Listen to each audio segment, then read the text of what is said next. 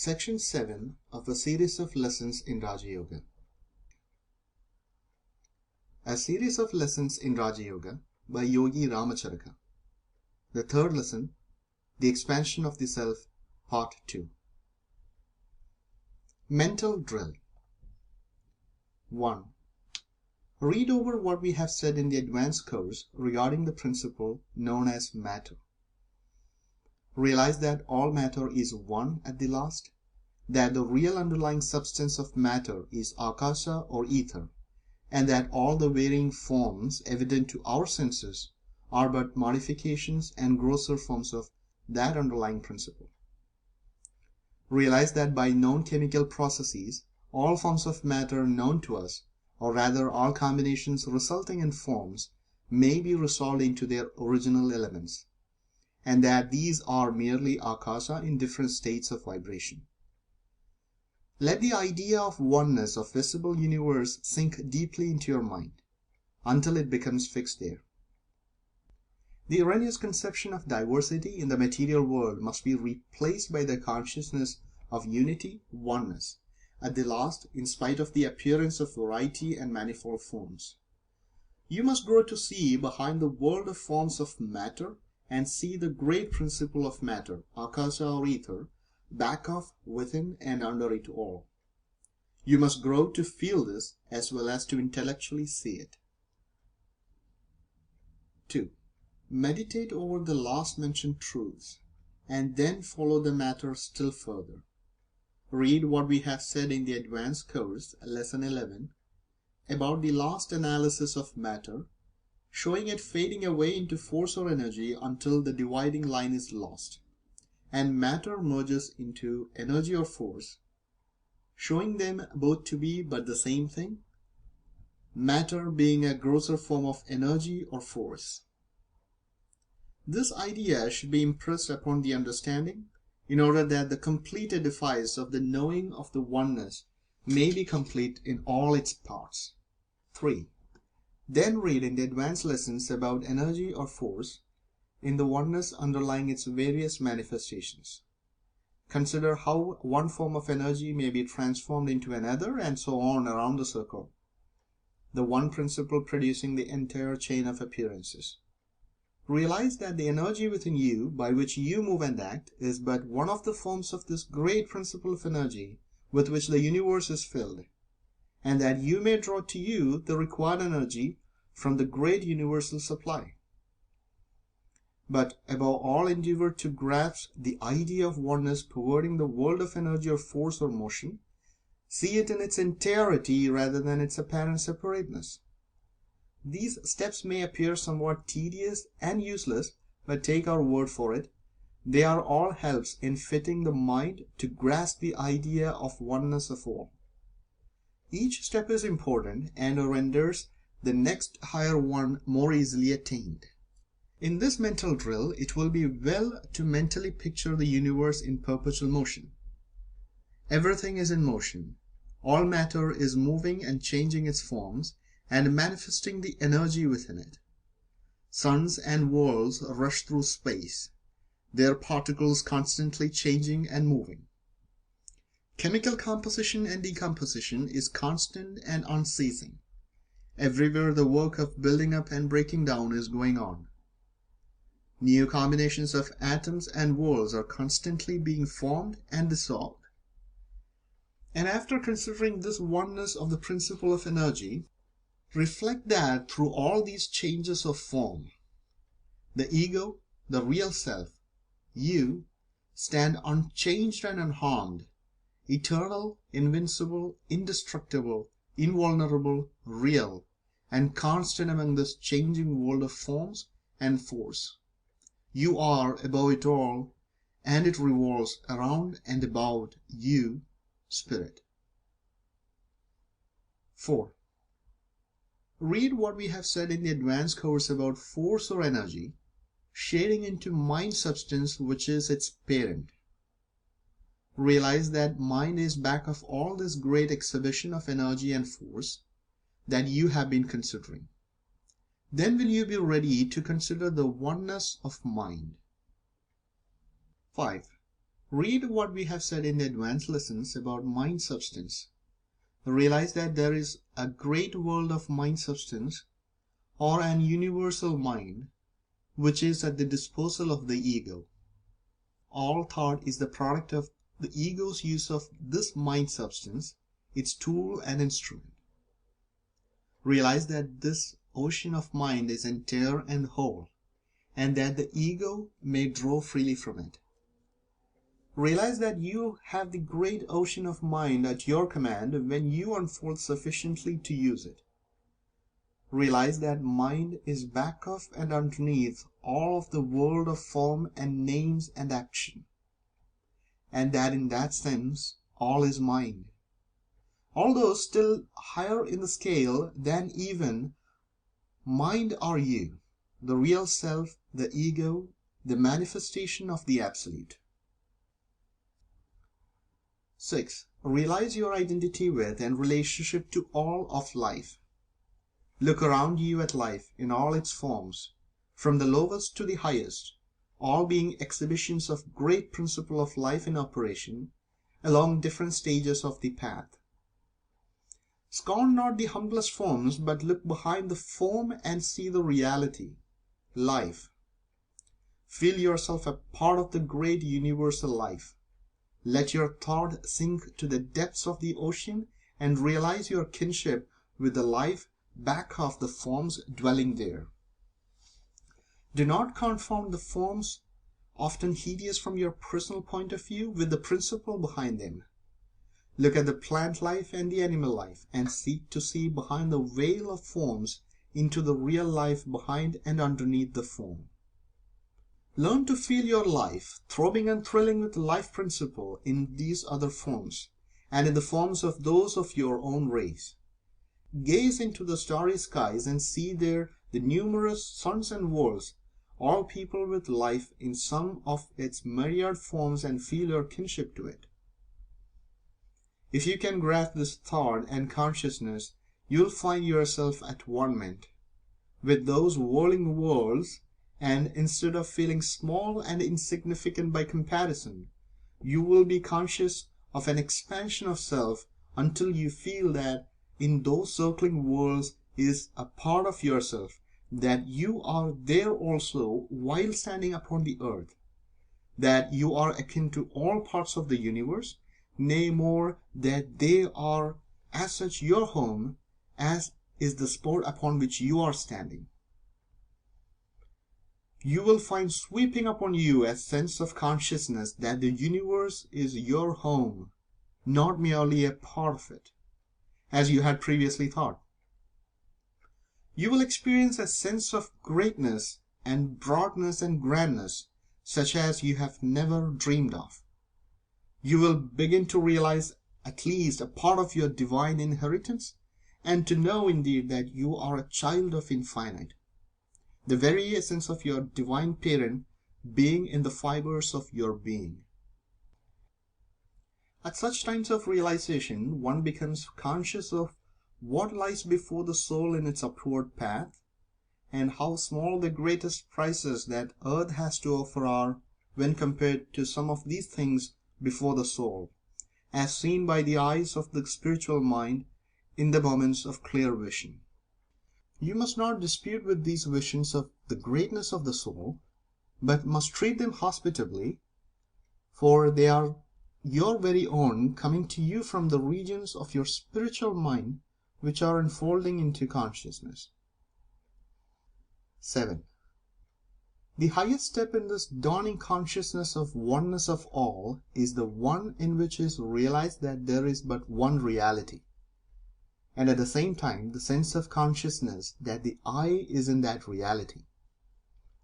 It is most difficult to express this thought in words, for it is something that must be felt rather than seen by the intellect. When the soul realizes that the spirit within it is, at the last, the only real part of it, and that the Absolute and its manifestation as spirit is the only real thing in the universe, a great step has been taken. But there is still one higher step to be taken before the full sense of oneness and reality comes to us. That step is the one in which we realize the identity of the I with the great I of the universe. The mystery of the manifestation of the Absolute in the form of the Spirit is veiled from us. The mind confesses its inability to penetrate behind the veil, shielding the Absolute from view, although it will give us a report of its being conscious of the presence of the Absolute just at the edge of the boundary line. But the highest region of the spiritual mind, when explored by the advanced souls who are well along the path, reports that it seems beyond the apparent separation of spirit from spirit, and realizes that there is but one reality of spirit, and that all the eyes are really but different views of that one, centers of consciousness upon the surface of the great I, the center of which is the Absolute itself. This certainly penetrates the whole region of spiritual mind and gives us all the message of oneness of the spirit, just as the intellect satisfies us with its message of oneness of matter, energy, and mind. The idea of oneness permeates all planes of life. The sense of reality of the I, that it is apparent to you in the moments of your clearest mental vision, is really the reflection of the sense of the reality underlying the whole. It is the consciousness of the whole, manifesting through your point or center of consciousness. The advanced student or initiate finds his consciousness gradually enlarging until it realizes its identity with the whole. He realizes that under all the forms and names of the visible world there is to be found one life, one force, one substance, one existence, one reality, one. And instead of his experiencing any sense of the loss of identity or individuality, he becomes conscious of an enlargement, of an expansion of individuality or identity. Instead of feeling himself absorbed in the whole, he feels that he is spreading out and embracing the whole. This is most hard to express in words, for there are no words to fit the conception. And all that we can hope to do is to start into motion, by means of our words, the vibrations that will find a response in the minds of those who read the words, to the end that they will experience the consciousness which will bring its own understanding. This consciousness cannot be transmitted by words proceeding from the intellect, but vibrations may be set up that will prepare the mind to receive the message from its own higher planes. Even in the early stages of dawning consciousness, one is enabled to identify the real part of himself with the real part of all other forms of life that pass before his notice. In every other man, in every animal, in every plant, in every mineral, he sees behind the sheath and form of appearance an evidence of the presence of the spirit, which is akin to his own spirit, yea, more than akin, for the two are one. He sees himself in all of life, in all time, in all places. He realizes that the real self is everywhere, present and everlasting, and that the life within himself is also within all the universe.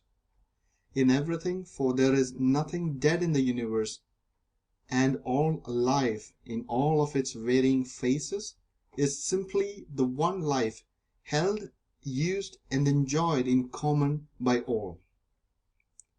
Each ego is a center of consciousness in this great ocean of life, and while apparently separate and distinct, is yet really in touch with the whole and with every apparent part.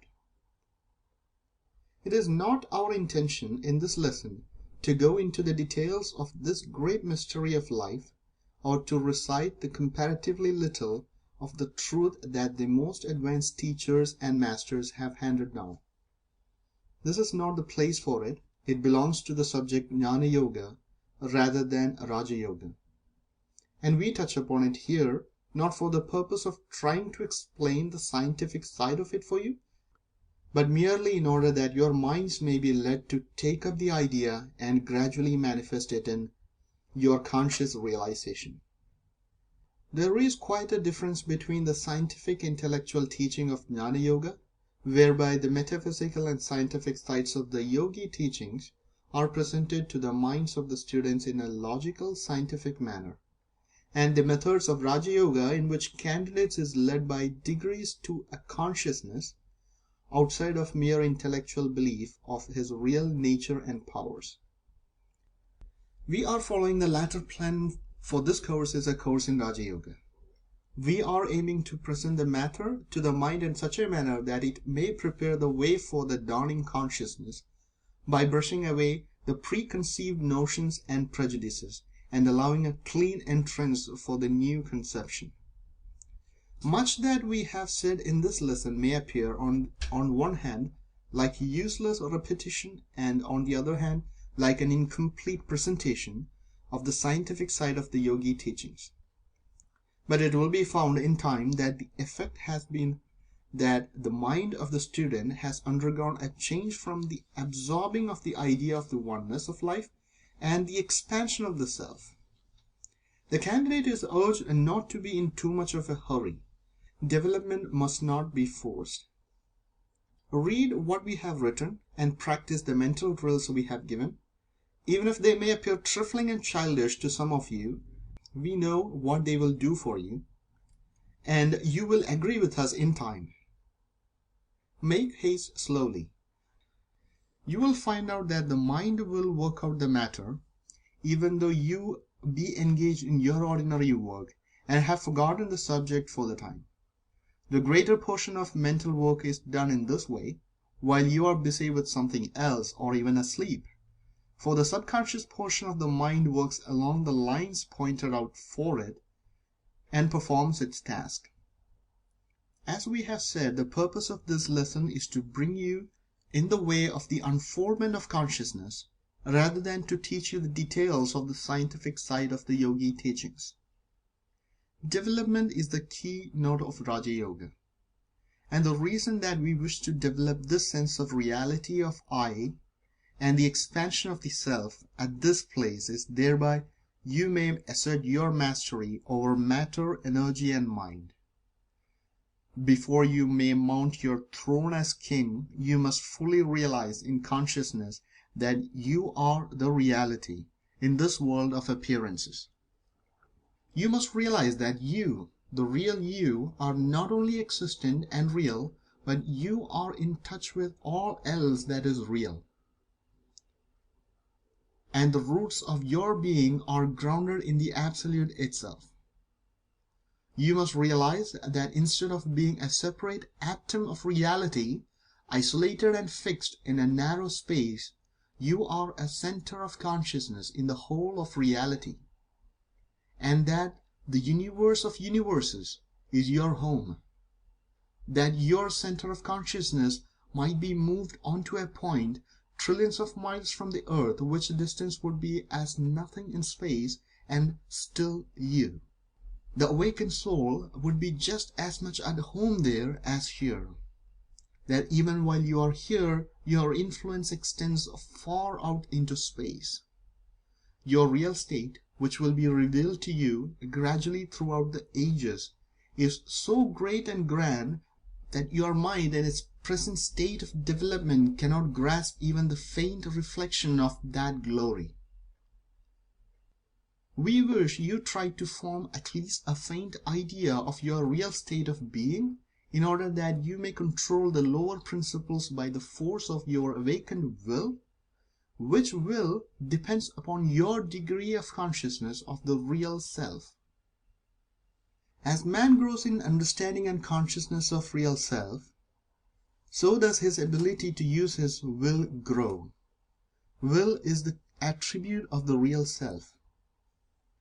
It is well that this great realization of real self brings with love for all of life and kindness. For were it not so, the will that to the great herd of those of the race who had not progressed so far, their relative herd be mean, for in the end and at the last no soul is ever really hurt. But the dawning power brings with it greater love and kindness, and the higher the soul mounts, the more is it filled with the higher ideals, and more does it throw from it the lower animal attributes. It is true that some of the souls growing into consciousness of their real nature, without an understanding of what it all means, may commit the error of using awakened will for selfish ends, as may be seen in the cases of black magicians spoken of in the occult writings, and also in cases of well-known characters in history and in modern life, who manifest an enormous will which they misuse. All of this class of people of great will have stumbled or grown blindly into a consciousness or partial consciousness of real nature, but lack the restraining influence of higher teachings. But such misuse of will brings pain and unrest to the user, and he is eventually driven into the right road. We do not expect our students to grasp fully this idea of expansion of self. Even the highest grasp it only partially. But until you get a glimmering of the consciousness, you will not be able to progress far on the path of Raja Yoga.